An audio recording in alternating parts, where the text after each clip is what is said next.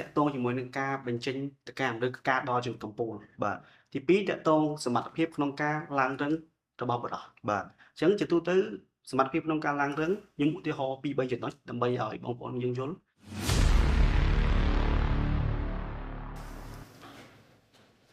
ខ្ញុំបាទដុកទ័រលេម៉ុនសូមគោរពនឹងជម្រាបសួរពុកម៉ែបងប្អូនស្វាគមន៍មកកាន់សប្តាហ៍ថ្មីនៃកម្មវិធី Dr. Talk Show នៅសប្តាហ៍នេះផងដែរក៏មិនខុសពីសប្តាហ៍រាល់ៗទេយើងមានវេជ្ជបណ្ឌិតដែលអញ្ជើញចូលរួមមកពីតាម clinic និងមន្ទីរពេទ្យនានាស្វាគមន៍លោកវេជ្ជបណ្ឌិតប៊ុនលីប៊ុនអឌិតជំរាបសួរលោកគ្រូ បាទជំរាបសួរបងបាទ សុខសប្បាយដែរទេ បាទសុខសប្បាយទេបងធម្មតា លោកគ្រូអាចអនុញ្ញាតស្វាគមន៍ទៅកាន់ប្រជាជនរបស់យើងតិចទៅ បាទជំរាបសួរខ្ញុំបាទឈ្មោះវេជ្ជបណ្ឌិតប៊ុនលីប៊ុនអឌិតឯកទេសវះកាត់តម្រង់នោមអសមត្ថភាពផ្លូវភេទនិងសុខភាពបន្តពូជបុរស បាទ ហើយសប្តាហ៍ថ្ងៃខ្ញុំបម្រើការនៅទីពេទ្យព្រះអង្គឌួងនិងបន្ទាប់ពីគ្រោះដំណើរវិទ្យាសាស្ត្រ បាទនៅក្នុងថ្ងៃនេះលោកវេជ្ជបណ្ឌិតនឹងធ្វើការបកស្រាយអំពីសុខភាពផ្លូវពេទ្យបុរសសំណួរទី1ចង់សួរលោកវេជ្ជបណ្ឌិតថាតើឯកទេសផ្លូវភេទនិងបន្តពូជបុរសហ្នឹងមានន័យដូចម្តេចដែរ ជាទូទៅឯកទេសផ្លូវភេទនិងសុខភាពបុរសសំដៅទៅលើការព្យាបាលទៅលើសុខភាពផ្លូវភេទបុរសនិងសុខភាពបន្តពូជ បាទ តែតកតងតែបុរសទេចំពោះស្ត្រីយើងអត់ពាក់ព័ន្ធជាមួយនឹងឯកទេសមួយហ្នឹងទេ បាទចុះដើម្បីអាចខ្លាចជាវេជ្ជបណ្ឌិតឯកទេសផ្នែកនេះដែរតើយើងត្រូវធ្វើដូចម្តេច ជាទូទៅមុននឹងក្លាយទៅជាវិជ្ជាបណ្ឌិតឯកទេសខាងផ្នែកអសមត្ថភាពផ្លូវភេទនិងសុខភាពបន្តពូជជាទូទៅគឺយើងត្រូវឆ្លងកាត់ បាទ ការប្រឡងឯកទេសនៅសាលាសាកលវិទ្យាល័យសុខាភិបាលសិនដោយសារតែការឯកទេសតកតងជាមួយការវះកាត់តម្រង់នោមគឺមានតែនៅសាលាសាកលវិទ្យាល័យវិទ្យាសាស្ត្រសុខាភិបាលទេ បាទ ប៉ុន្តែនៅក្នុងផ្នែកនៃការវះកាត់តម្រង់នោមគឺមានផ្នែកទូជាច្រើនទៀត បាទ ដែលមានដូចជាការវះកាត់ទៅលើមហារីកប្រព័ន្ធផ្លូវទឹកនោម បាទ មានដូចជាការវះកាត់ជួសជុលបំពង់បង្ហូរទឹកនោម បាទ តកតងការវះកាត់ដោយប្រព័ន្ធអង់ស្កុបការផ្លាស់ប្ដូរតម្រង់នោមក៏ដូចជាឯកទេសតកតងជាមួយអសមត្ថភាពផ្លូវភេទនិងសុខភាពបន្តពូជ បាទ អញ្ចឹងនៅពេលដែលយើងបានបញ្ចប់ការសិក្សាទៅលើឯកទេសវះកាត់តម្រង់រួចរាល់មានន័យថាយើងជាគ្រូពេទ្យដែលអាចមើលទៅលើឯកទេសទូទៅនឹងបានហើយ បាទ ក៏ប៉ុន្តែដើម្បីឲ្យស៊ីជម្រៅបន្ថែមលើនឹងទៀតគ្រប់គ្រូពេទ្យដែលបញ្ចប់ឯកទេសវះកាត់តម្រង់នោះទាំងអស់ បាទ គាត់ស្វែងរកដើម្បីទៅបណ្ដឹងចំណេះដឹងបន្ថែម បាទ ឧទាហរណ៍គ្រូពេទ្យខ្លះគាត់អញ្ជើញទៅសិក្សានៅប្រទេសបារាំង បាទ គ្រូពេទ្យខ្លះទៀតគាត់ទៅកូរ៉េគ្រូពេទ្យខ្លះទៀតគាត់ទៅប្រទេសឥណ្ឌា បាទ ទៅដើម្បីបណ្ដឹងទៅផ្នែកផ្សេងៗនៅក្នុងការវះកាត់តម្រង់នោះ បាទ ឧទាហរណ៍ខ្ញុំជាក់ស្ដែងខ្ញុំបានទៅបណ្ដឹងផ្នែកប្រព័ន្ធអង់ស្កុបជាមួយនឹងអសមត្ថភាពផ្លូវភេទនិងសុខភាពបន្តពូជ បាទ នៅប្រទេសឥណ្ឌាដើម្បីពង្រឹងទៅនឹងឯកទេសមួយនេះឲ្យកាន់តែរឹងមាំដើម្បីមកព្យាបាលប្រជាជនយើងឲ្យកាន់តែមានប្រសិទ្ធភាព ទៅតាមភាសារបស់លោកគ្រូយើងឃើញថានៅក្នុងឯកទេសវះកាត់ប្រព័ន្ធតម្រង់នោមហ្នឹងមានឯកទេសតូចៗនៅក្នុងនោះជាច្រើនទៀត បាទ ចុះលោកគ្រូអាចបកស្រាយឲ្យកាន់តែស៊ីជម្រៅបានទេតើវាមានភាពខុសគ្នាយ៉ាងម៉េចដែររវាងឯកទេសសុខភាពផ្លូវភេទបុរសនិងឯកទេសយើងអាចនិយាយថាអសមត្ថភាពសិចសូឡូកតែម្ដង តើតើជាមួយនឹងភាពខុសគ្នារវាងអសមត្ថភាពផ្លូវភេទនិងសុខភាពបន្តពូជបុរសដែលពាក្យផ្សេងទេឲ្យឈ្មោះថាជា Andrology បាទ និង Sexology ជាទូទៅពីរហ្នឹងគឺមានភាពខុសគ្នាដែរតើតើជាមួយ Andrology ខ្ញុំបានរៀបរាប់ខាងលើហើយ បាទ តែបើតើតើជាមួយ Sexology គឺយើងមិនចាំបាច់ form វិញជាគ្រូពេទ្យឯកទេសវះកាត់តម្រង់នោមទេ បាទ អញ្ចឹងមានន័យថាយើងអាចចេញពីវិជ្ជាបណ្ឌិតទូទៅបាន អូ ដែលឧទាហរណ៍តើគាត់បញ្ចប់វិជ្ជាបណ្ឌិតទូទៅហើយគាត់ស្វែងស្វែងរកស្ថាប័នឬក៏ បាទ បន្តប្រទេសនានាដែលមានការ form ឬក៏មានការបង្រៀនទៅលើឯកទេស Sexology នេះគាត់ក៏អាចជាអ្នកខ្លាយជាអ្នកជំនាញខាងផ្នែកផ្លូវភេទបានដែរ បាទប្រធានបទយើងថ្ងៃនេះយើងជជែកអំពីសុខភាពបុរសតើលោកគ្រូអាចបញ្ជាក់បានទេជាធម្មតាបុរសឬថាមនុស្សប្រុសយើងតែម្ដង បាទ អាយុប្រមាណដែលអាចចាប់ផ្ដើមមានបញ្ហាទៅលើសុខភាពបុរសហ្នឹងហើយ ជាទូទៅចំពោះបញ្ហាសុខភាពផ្លូវភេទគឺកើតទៅលើគ្រប់វ័យ បាទ ចាប់ពីមនុស្សប្រុសចាប់ដើមចេះ បាទ ចាប់ដើមអាចបន្តពូជឬក៏អាចរួមភេទបានគឺគ្រប់វ័យតែម្ដងក៏ប៉ុន្តែបើយើងនិយាយតាក់ទងជាមួយនឹងអាយុគឺក៏តាក់ទងជាមួយនឹងតាក់ទងប្រទេសតាក់ទងជាមួយទីកន្លែងផ្សេងវប្បធម៌អីចឹងទៅ បាទ អញ្ចឹងខ្ញុំឧទាហរណ៍តាមស្រុកយើងខ្ញុំឧទាហរណ៍ជាក់ស្ដែងខ្ញុំ practice ទៅលើអានឹងជាក់ស្ដែងគឺភាគច្រើនអ្នកដែលមានបញ្ហាផ្លូវភេទដែលខ្ញុំជួបភាគច្រើនគឺវ័យក្មេងនិងវ័យកណ្ដាល បាទ ប៉ុន្តែជាក់ស្ដែងហ្មងនៅក្នុង theory មិនមែនវ័យក្មេងវ័យកណ្ដាលទេវ័យចាស់ហេតុអីបានស្រុកយើងអត់សូវមានវ័យចាស់អ្វីដែលខ្ញុំគិតរាល់ថ្ងៃទី1អាចតាក់ទងមួយវប្បធម៌ បាទ ទី2អាចតាក់ទងជាមួយនឹង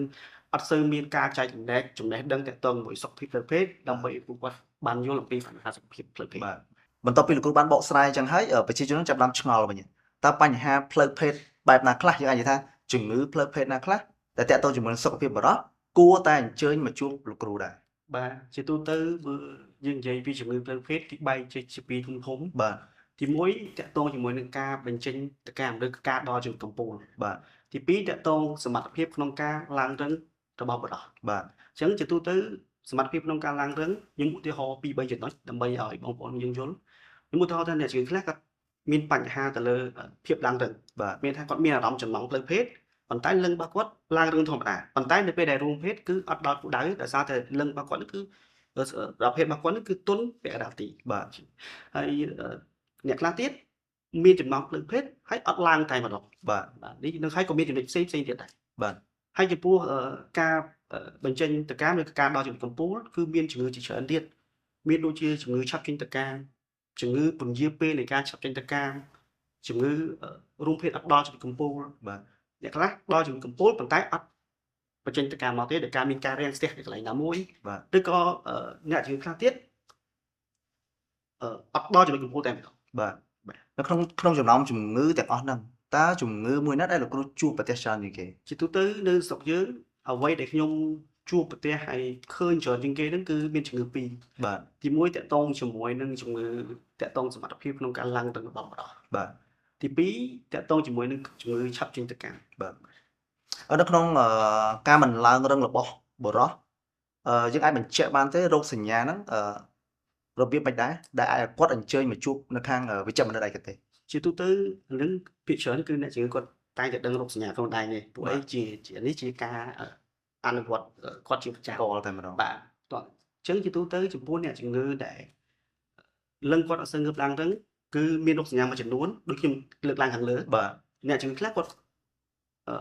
មានអារម្មណ៍ផ្លូវភេទប៉ុន្តែលឹងរបស់គាត់អត់ងើបឡើងរឹងទេ បាទ អ្នកខ្លះឡើងរឹងដែរប៉ុន្តែឡើងរឹងអត់គ្រប់គ្រាន់ បាទ មានន័យថាឧទាហរណ៍ថាធ្លាប់ស្គាល់ពី1ដល់5អញ្ចឹង បាទ ឡើងរឹងបាន2បាន3អញ្ចឹងទៅអញ្ចឹងធ្វើឲ្យគាត់មិនអាចរួមភេទបាន បាទ ទី2មួយទៀតតើតើជាមួយនឹងគាត់មានចំណង់ផ្លូវភេទខ្លាំងប៉ុន្តែការឆ្លើយតបនៃការឡើងរឹងរបស់គាត់គឺអត់មានតែម្ដង បាទ ហើយអ្នកជំងឺខ្លះបាត់ទាំងពីរតាំងចំណង់ផ្លូវភេទទាំងភាពនៃការឡើងរឹង បាទចុះបើតើតើឲ្យស៊ីជម្រៅជាមួយនឹងការឆាប់ចេញទៅកាមសម្រាប់មនុស្សប្រុសមុននឹងឈានទៅដល់ការរយៈពេលឬក៏ភាពមិនប្រក្រតីខ្ញុំអាចសួរបានទេថាតើរយៈពេលប៉ុន្មាននៅក្នុងការចេញទៅកាមដែលជាពេលវេលាធម្មតានិងសមស្របសម្រាប់មនុស្សប្រុស ជាទូទៅបើយើងនិយាយជាធម្មតាហ្មង បាទ លើសពី1នាទីកន្លះ បាទ តែរីខ្លះគេលើសពី3នាទីអញ្ចឹងទៅក៏ប៉ុន្តែបើ optimize time សម្រាប់ការផ្ដល់ឲ្យនឹងដៃគូគឺចន្លោះពី5ទៅ14នាទីល្អហើយកាន់តែខ្លះទៀតក៏គេអាចនិយាយពីចន្លោះពី4ទៅ15នាទីដែរ បាទចុះបើសិនជាមានបញ្ហាមានន័យថាវាអាចលើសនោះឬក៏ក្រោ អាច ម លើហ្នឹងឬក៏ក្រោមហ្នឹង ក្រោមនឹងដែរអូខេក្នុងករណីហ្នឹងដែរបើសិនជាគាត់មានសញ្ញាទាំងអស់ហ្នឹងតើការវិធីកែខៃផ្សេងៗតើគាត់អាចកែខៃខ្លួនឯងបានឬក៏គួរតែមកជួបវិជ្ជបណ្ឌិតឯកទេសតែម្ដង អូខេជាទូទៅជាយោបល់របស់ខ្ញុំយើងគួរតែស្វែងរកវិជ្ជាបណ្ឌិតឯកទេសដើម្បីឲ្យរកមូលហេតុបានច្បាស់លាស់ពីព្រោះការព្យាបាលជំងឺទាក់ទងជាមួយផ្លូវភេទក៏ដូចជាការព្យាបាលជំងឺផ្សេងៗដែរ បាទ មានថាមានមូលហេតុច្បាស់លាស់អញ្ចឹងយើងឧទាហរណ៍ថាក្នុងករណីដែលអ្នកជំងឺជាក់ស្ដែងដូចឥឡូវដូចជាទាក់ទងជាមួយនឹងជំងឺកាមរោគកំពុងតែយើងវាយរដែរ បាទ ខ្ញុំជួបច្រើនដែរអញ្ចឹងជាទូទៅជំងឺកាមរោគពេលដែលវាឆ្លងហើយវាអាចឲ្យផលវិបាកដូចជាការរលាកពេញប្រូស្តាតរ៉ាំរ៉ៃដូចជាការរលាកពេញអ៊ីនហ្វីនីមរ៉ាំរ៉ៃ បាទ យើងទាំងអស់ហ្នឹងក៏អាចជាមូលហេតុមួយក្នុងចំណោមមូលហេតុផ្សេងទៀតដែលធ្វើឲ្យអ្នកជំងឺមានវិបត្តិផ្លូវភេទដែរ បាទ អញ្ចឹងបើក្នុងករណីដែរឧទាហរណ៍ថាបើគាត់មានបញ្ហានឹងហើយស្រាប់តែគាត់អត់ទទួលការព្យាបាលទេគាត់ធ្លាប់ដំណោះស្រាយខ្លួនឯងវានឹងធ្វើឲ្យបញ្ហាហ្នឹងវាកាន់តែវិវត្តនឹងមានការលំបាកក្នុងការព្យាបាល បាទបើសិនជាអ្នកជំងឺដែលគាត់បានស្ដាប់អំពីបញ្ហាដែលលោកគ្រូមានប្រសាសន៍មិញពីមិញខាងលើតើតើមួយការមិនឡើងរឹងតើតើមួយការឆាប់ចេញទៅកាមពេលដែលមកទទួលការព្យាបាលលោកគ្រូអាចប្រាប់ពីការព្យាបាលឬក៏ការmanagement ខ្លះៗទេទៅលើជំងឺហ្នឹង បាទខ្ញុំអាច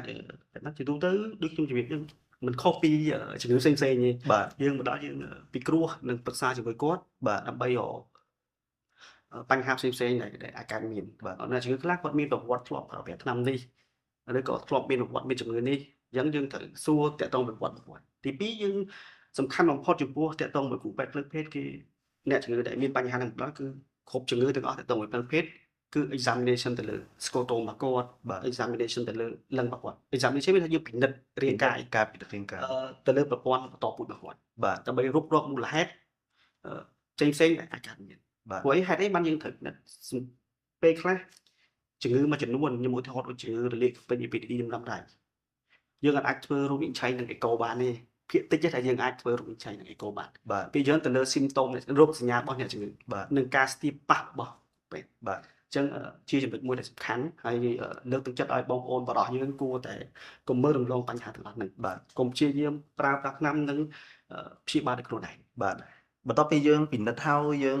វិតម្លៃហើយយើងអាចឈានដល់ការធ្វើអេកូឲ្យជាដើមតើការព្យាបាលវិញឲ្យចំទៅលើការព្យាបាលតែម្ដងតើយើងព្យាបាលទៅលើតែការប្រើប្រាស់ថ្នាំទៅទេឬក៏មានឈានដល់ការដាក់វេះកាត់ឬក៏អាចលើសពីនេះទៅទៀតដែរ ជាទូទៅលើយើងនិយាយពីសមត្ថភាពក្នុងការឡើងរឹង បាទ និងការវិជាកម្មគឺការព្យាបាលពីរហ្នឹងវាដោយឡែកពីគ្នា បាទ ផ្សេងគ្នាអញ្ចឹងប៉ុន្តែក៏វាមិនខុសគ្នាដែរការប្រើប្រាស់ដំបូងផុនគឺយើងអាចប្រើប្រាស់ជា medical treatment បាទ មានន័យការប្រើថ្នាំ បាទ បើក្នុងករណីអ្នកជំងឺគាត់មិនចូលជា criteria ឆាប់ចេញទៅការមួយថតជាឆាប់ចេញទៅការមួយគាត់អាចរួមភេទលើសពី1នាទីកន្លះ2នាទី3នាទី4នាទីអញ្ចឹងទៅអញ្ចឹងក្នុងករណីហ្នឹងយើងអាច advice education គាត់បាន បាទ យើងមានវិធីសាស្ត្រសម្រាប់ advice គាត់ដើម្បីឲ្យគាត់ធ្វើតាមធម្មជាតិសិន អូខេ បើយើងរមមូលហេតុផ្សេងៗអត់មានឃើញអីទេយើងព្យាយាមឲ្យគាត់advice គាត់តាមបែបធម្មជាតិសិន បាទ យើងមានវិធីសាស្ត្រក្នុងការបញ្យល់គាត់ ប្រយោគគាត់បាទចុះអាចឈានដល់ការវេះកាត់ដែរទេគ្រូ ជាទូទៅបើក្នុងករណីដែលអ្នកជំងឺគាត់ fail ក្នុងការប្រើប្រាស់ បាទ យើងអាចប្រើប្រាស់ថ្នាំដល់មានប្រសិទ្ធភាពអត់មានអីយើងអាចឈានដល់ការវេះកាត់ហើយក្នុងការវេះកាត់បើយើងនិយាយពីជំងឺចំពោះអ្នកជំងឺដែលឆាប់ចេញទៅការវេះកាត់ក្នុង recommendation គេរងថ្ងៃ EAU ក៏ដោយ RFA ក៏ដោយគឺ បាទ មានតែការកាត់ដោយការកាត់ frank ឬក៏ frenuloplasty ឬក៏ frenectomy ទេឬក៏ circumcision ដើម្បីអាចជួយបញ្ជាក៏ប៉ុន្តែវាមិនបានទាំងស្រុងទេ បាទ គាត់ថាបញ្ជាខ្លះអ្នកជំងឺខ្លះគាត់ឧទាហរណ៍ថាគាត់មានស្បែកចុងវែងហើយ បាទ លក់អត់បានហើយហើយគាត់មាន frank ខ្លីទៀតអញ្ចឹងគាត់មានជំងឺជាប់ជាមួយនឹងជំងឺឆាប់ចេញទៅការ បាទ អញ្ចឹងក្នុងពេលហ្នឹងចង់មិនចង់ក៏យើងត្រូវតែធ្វើការ search វះកាត់ដើម្បីហើយតមកតាមដានជំងឺ តាមដានជំងឺវិញ Yes អូខេ ហើយក្នុងករណីមួយទៀតអ្នកជំងឺគាត់មានស្បែកជើងធម្មតាទេប៉ុន្តែ frank ក៏ធម្មតាដែរប៉ុន្តែបើសិននៅក្នុងករណីដែលយើងប្រើប្រាស់ថ្នាំទៅគាត់ហើយអត់មានប្រសិទ្ធភាពសោះ បាទ ថតតែយើងប្រើទៅអ្នកជំងឺនៅតែក្រោម1នាទីកណ្ដាលដែរអាហ្នឹងចាំបាច់ក៏ត្រូវតែធ្វើការវះកាត់ដែរ បាទមុននោះលោកគ្រូមានប្រសាសន៍ថាអ្នកជំងឺដែលគាត់មានស្បែកក្របលឹង បាទ យើងឃើញថាតើកន្លែងហ្នឹងអាចមានតាំងពីក្មេងមកទៅហើយមានទៀតបើសិនជាក្នុងករណីគាត់មានត្រូវតែវះកាត់តែម្ដងឬក៏យ៉ាងម៉េច ជាទូទៅបើសិននៅក្នុងករណីយើងនិយាយ phimosis ពីច្រើនគឺចូលជំងឺស្បែកក្របឡើងវិញគឺពីច្រើនមកពីកណ្ដាលដែរ បាទ ពាក្យថ្ងៃយើងមានការផន់ច្រឡំបន្តិច បាទ ដោយសារឥឡូវយើងមានការផ្សព្វផ្សាយតាក់ទងជាមួយនឹងជំងឺស្បែកក្របឡើងវិញច្រើនដែរ បាទ យើងអ្នកជំងឺគាត់ខ្លះគាត់យល់ច្រឡំថាឲ្យតែស្បែកក្របហ្នឹងគឺដឹងតែជំងឺនេះស្បែកក្របឡើងវិញហើយ បាទ តែបើនិយមន័យចំដែលពាក់ព័ន្ធជាមួយនឹងជំងឺស្បែកក្របឡើងវិញហ្នឹងហ្មងគឺអ្នកជំងឺគឺមិនមានលទ្ធភាពក្នុងការបន្លាត់ស្បែករបស់គាត់ឲ្យផុតក្បាលឡើងបាន បាទ មានថាវាអត់អាចឲ្យក្បាលឡើងគាត់នៅខែបាន បាទ អាហ្នឹងបានចូលយមន័យចំរបស់អ្នកជំងឺដែលមានស្បែកក្របឡើងវិញហើយករណីនេះគឺចាំបាច់ធ្វើតែត្រូវតែធ្វើការវះកាត់ បាទ ជាទូទៅការប្រើប្រាស់ថ្នាំជាបទពិសោធន៍របស់ខ្ញុំគឺអត់សូវមានប្រសិទ្ធភាពទេចំពោះអ្នកជំងឺស្បែកក្របឡើងវិញ បាទ ជាពិសេសចំពោះមនុស្សពេញវ័យ បាទចុះបើក្នុងករណីដែលអ្នកជំងឺមួយចំនួនដែលគាត់មានស្បែកក្របហើយប៉ុន្តែគាត់មិនព្រមនៅក្នុងការទទួលការវះកាត់អាចមានហានិភ័យបង្កទៅថ្ងៃអនាគតអ្វីខ្លះដែរលោកគ្រូ អូមានហានិភ័យច្រើនមែនតើ ច្រើន ទី1យើងនិយាយទៅមកអនាម័យ បាទ ធ្វើឲ្យសុខភាពក្បាលឡើងក៏អត់សូវល្អទេអាសាមានក្លិន បាទ មានការរលាកលើក្បាលឡើង បាទ រលាកស្បែកឡើងរលាកនៅប្រព័ន្ធហូរទឹកនោមផ្នែកខាងក្រោម បាទ ដែលគេបារម្ភខ្លាំងមែនតើនឹងតាក់ទងជាមួយនឹងជំងឺមហារីកក្បាល អូ បាទហ្នឹងគឺជាកត្តាមួយដែលចម្បងដែលធ្វើឲ្យអ្នកជំងឺហ្នឹងមានមហារីក គ្រោះថ្នាក់មែនតើបាទបើស្ដាប់ពីភាសារបស់លោកគ្រូទៅយើងនិយាយមួយថ្ងៃនេះមកមានអារម្មណ៍ថាវាមើលទៅហាក់ដូចជាស៊ីជម្រៅឬក៏វាមើលទៅវាដូចជាគេខ្មាស់ឲ្យមួយក៏ប៉ុន្តែពុកម៉ែបងប្អូនត្រូវតែយល់ដឹងអំពីបញ្ហានេះព្រោះនៅប្រទេសកម្ពុជារបស់យើងក៏មានវេជ្ជបណ្ឌិតឯកទេសដែលគាត់អាចគ្រប់គ្រងនិងព្យាបាលជំងឺតាក់ទងជាមួយនឹងសុខភាពផ្លូវភេទរបស់បានដែរមុននេះលោកគ្រូមានប្រសាសន៍ថាអ្នកជំងឺមួយចំនួនពេលដែលគាត់មានបញ្ហាផ្លូវភេទគាត់មកជួបលោកគ្រូក្នុងទម្រង់មួយដែលគាត់បានប្រើប្រាស់ថ្នាំនេះថ្នាំនោះ យ៉ាងនិយាយថាថ្នាំដែលមិនបានចេញវិជ្ជបញ្ជាត្រឹមត្រូវពីវិជ្ជបណ្ឌិតឯកទេសក្នុងនោះផងដែរលោកគ្រូអញបកស្រាយបានទេថាសពថ្ងៃអាហារបំពន់ដែលជួយទៅលើសុខភាពផ្លូវចិត្តបុរសដែលលក់នៅតាមទីផ្សារតើវាផ្ដល់ផលប៉ះពាល់ឬក៏យ៉ាងម៉េចដែរទៅលើប្រជាជនរបស់យើងខ្ញុំនិយាយជាពីរទី1តើតជាមួយនឹង supplement បាទនិយាយ supplement ខ្ញុំមិនតន់និយាយគឺការប្រើប្រាស់ថ្នាំ supplement ជាអាហារបំពន់ជាអាហារបំពន់តែចំពោះអាហារបំពន់ខ្ញុំមិនគាត់ខាំក្នុងការប្រើប្រាស់ទេដោយសារវាជាវីតាមីនវាជាអីដើម្បីជួយជំរុញផ្លូវភេទរបស់យើងឲ្យល្អក៏ប៉ុន្តែចំពោះបរិសុទ្ធដែលមានវ័យក្រោម40ឆ្នាំជាទូទៅសរីរាង្គរបស់គាត់នៅល្អប្រសើរបាទល្អប្រសើរអញ្ចឹងនៅពេលដែលគាត់មានបញ្ហាសុខភាពផ្លូវភេទភាគច្រើនគឺគាត់មិនដោយសារខ្វះវីតាមីនដោយសារអីទេខ្ញុំលើកចិត្តឲ្យគាត់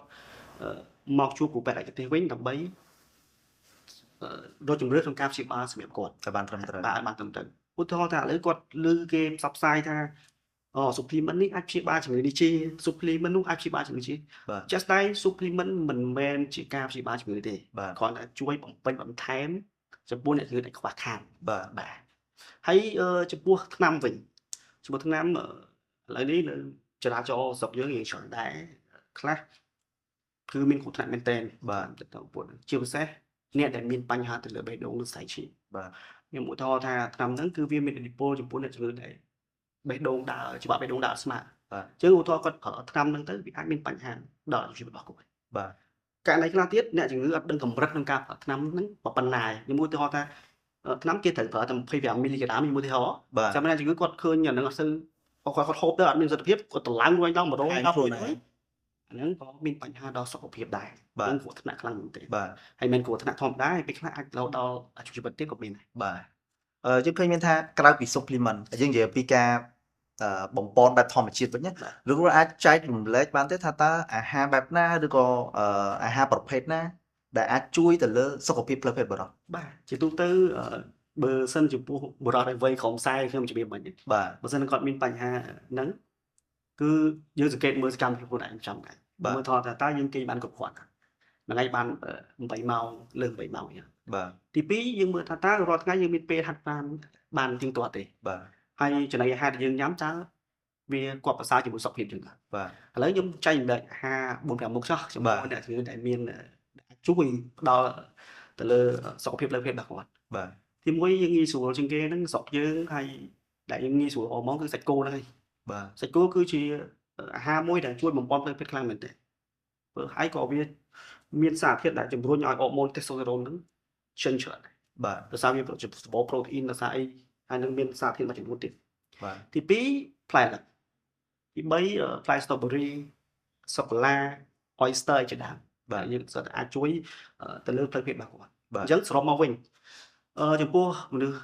ប្រុសដែលវ័យក្រោម40ឆ្នាំបើសិនជាក្នុងករណីដែលគាត់មានបញ្ហាខ្សោយផ្លូវភេទកុំព្យាយាមមកអាហារប្រណីដូចជាថ្នាំ supplement អីចឹងតាមអនឡាញនេះសុខចិត្តព្យាយាមចំណាយថវិកាហ្នឹងទៅរកចំណីអាហារដែលខ្ញុំរៀបរាប់មិញដើម្បីបង្កើនសុខភាពរបស់គាត់វិញបាទបើសិនជាក្នុងករណីគាត់ធ្វើអញ្ចឹងហើយគេគ្រប់គ្រាន់ហើយហាត់ប្រាណហើយញ៉ាំចំណីអាហារហ្នឹងនៅតែសុខភាពផ្លូវភេទគាត់អត់ប្រសើរគួរតែស្វែងរកការព្យាបាលបានត្រឹមត្រូវបាទអូខេអរគុណច្រើនតាមភាសារបស់លោកគ្រូគឺក្បោះបាយមែនទែនតាំងពីសំណួរដំបូងមកមានថាអាចនឹងស៊ីជម្រៅបន្តិចក៏ប៉ុន្តែវិជាការចែករំលែកមួយដែលប្រជាជនកម្ពុជារបស់យើងគួរតែដឹងបាទជាចុងក្រោយតើលោកគ្រូអាចមានអីដើម្បីចែករំលែកទៅកាន់ប្រជាជនបានឬទេតាក់ទងជាមួយនឹងសុខភាពផ្លូវភេទបុរសបាទជាទូទៅតាក់ទងជាមួយសុខភាពផ្លូវភេទបុរសខ្ញុំឧទាហរណ៍ជំងឺដែលខ្ញុំជួបជាប្រចាំហ្មងទៅបាទជាពិសេសជំងឺដែលមានដែលឆាប់ចេញទៅកាមឬក៏ premature ejaculation ចំពោះជំងឺនេះគឺវាមានផលប៉ះពាល់រវាងដៃគូបាទខ្ញុំជួប 2-3 គ្រួសារដែរតាក់ទងជាមួយរហូតដល់គ្រួសារខ្លះចង់លេងគ្នាទៀតរហូតដល់គាត់មានកូន4កូន5នាក់ហើយបាទអញ្ចឹងគុំព្យាយាមទុកបញ្ហាខ្លួនឯងនៅក្នុងចិត្តបាទដំណើរពេលដែលយើងខ្លាចជាដៃគូហើយយើងគួរតែពិភាក្សាគ្នាដើម្បីរកដំណោះស្រាយឲ្យគ្នាទៅវិញទៅមកបាទមិនឧទាហរណ៍ថាយើងធ្វើសកម្មភាពហ្នឹងហើយយើងរួចខ្លួនយើងសប្បាយចិត្តតែខ្លួនយើងដៃគូយើងអត់សប្បាយចិត្តក៏ជាផលប៉ះពាល់មួយធ្ងន់ធ្ងរដែរបាទចុះបើនៅក្នុងប្រទេសកម្ពុជារបស់យើងដូចជាលោកគ្រូជាវិជ្ជបណ្ឌិតឯកទេសស្រាប់ចឹងយើងមានសមត្ថភាពគ្រប់គ្រាន់ទេនៅក្នុងការព្យាបាលទៅលើបញ្ហាទាំងអស់ហ្នឹងឬក៏ប្រជាជន នៅតែត្រូវទៅក្រៅប្រទេសអីជាដើមទៀត ជាទូទៅរាល់ថ្ងៃគឺយើងព្យាបាលជំងឺមានប្រសិទ្ធភាពច្រើន ច្រើន ប៉ុន្តែចំពោះតើតងមួយជំងឺផ្លូវភេទនេះគឺជាជំងឺមួយដែលមានការលំបាកក្នុងការបញ្ចូលជំងឺតិចដោយសារជំងឺក្នុងករណីខ្លះខ្ញុំឧទាហរណ៍ថាឥឡូវជំងឺឆាប់ចេញទៅការមានចូលជំងឺនេះតិច បាទ ករណីខ្លះគឺជំងឺនេះគឺមកពីកណ្ដោត បាទ ខ្ញុំឧទាហរណ៍ថាឥឡូវបរោះគាត់មានគេហៅ receptor នៅលើប្រដាប់ភេទរបស់គាត់នឹងច្រើនជាងមនុស្សទូទៅ បាទ ហើយមើលទៅយើងរំញួរទៅលើក្បាលលើមកគាត់ក៏រៀងច្រើនជាងអ្នកទូទៅដែរ បាទ អញ្ចឹងដល់ពេលដែលគាត់មានបញ្ហាហ្នឹងពេលដែលគាត់រងភេទគឺឆាប់ដល់ជំងឺកំពុង បាទ អញ្ចឹងនេះជាបញ្ហាមួយដែលយើងគួរតែកុំមើលរំលង បាទ អញ្ចឹងយើងត្រូវតែស្វែងរកដំណោះស្រាយដើម្បីព្យាបាលវាឲ្យបានត្រឹមត្រូវ បាទ បាទអញ្ចឹងចំពោះប្រភេទជំងឺប្រភេទហ្នឹងការព្យាបាលប្រសិទ្ធភាពមានន័យថាដូចជាជំងឺទឹកនោមផ្អែមដូចជាជំងឺលើឈាមអញ្ចឹង បាទ មានថាយើងព្យាយាម control គាត់ក្នុងរយៈពេលមួយហើយយើងប្រើប្រាស់ថ្នាំតាមនឹងរហូតដល់គាត់ បាទ ទទួលយកបាន បាទ អញ្ចឹងបានខ្ញុំជំរាបថាបើសិនអ្នកជំងឺទទួលយកសេវាកម្មក្នុងការព្យាបាលទៅលើជំងឺប្រភេទអស់ហ្នឹងអ្នកជំងឺគួរតែទទួលស្គាល់ថាខ្លួនឯងមានជំងឺហ្នឹងទៅការព្យាបាលមួយនោះទៅមុខ បាទ ហេតុអីបានរាល់ថ្ងៃអ្នកអនឡាញឬក៏អ្នកផ្សេងហ្នឹងគាត់ចេះតែអាចលក់ថ្នាំដាច់ដោយសារអី បាទ ដោយសារអីគាត់ព្យាយាមផងផលថាអូថ្នាំរបស់គាត់ព្យាបាលទៅជាដាច់ បាទ 100%ប្រើនេះទៅជាដាច់ 100% បាទ តែជាក់ស្ដែងគឺការព្យាបាលករណីខ្លះយើងព្យាបាលជាដាច់ បាទ គឺយើងឧទាហរណ៍ដូចជំងឺលើឈាមសម្ពាធឈាមអញ្ចឹង បាទ យើងអាចឲ្យថ្នាំឲ្យអ្នកជំងឺគ្រប់គ្រងសម្ពាធឈាមបាន បាទ តែមិនអាចឲ្យអ្នកជំងឺបញ្ឈប់ថ្នាំឈប់ការប្រើប្រាស់ថ្នាំលើសម្ពាធឈាមទេ បាទ អញ្ចឹង ក្រៅពីការព្យាបាលក៏លោកគ្រូបានបកស្រាយដែរវាមានជាលំហាត់ប្រាណជារបបអាហារអីផ្សេងៗអញ្ចឹងណាមិនមែនការព្យាបាលតែមួយមុខអាចជួយបានទេមានថាមានការចូលរួមពីអ្នកជំងឺមានការចូលរួមពីគ្រូពេទ្យផងដែរពីកម្មវិធី Dr. Talk Show ក៏មានកាដូពីខាង Medical Fashion ដែលជាសម្លៀកបំពាក់ពេទ្យជូនទៅដល់លោកគ្រូ Medical Fashion ជាហាងសម្លៀកបំពាក់ពេទ្យដំបូងគេនៅប្រទេសកម្ពុជាដែលបង្កើតឡើងដោយស្ត្រីខ្មែរផ្ដោតទៅលើគុណភាពនិងភាពប្រណិតកម្មវិធី Dr. Talk Show នៅក្នុងសប្តាហ៍នេះក៏ឈានមកដល់ទីបញ្ចប់ដែរជួបគ្នានៅសប្តាហ៍ក្រោយតាមពេលវេលានិងម៉ោងដដែលខ្ញុំបាទ Dr. Lemon និង Dr. ប៊ុនអរិទ្ធសូមអរគុណសូមគោរពលា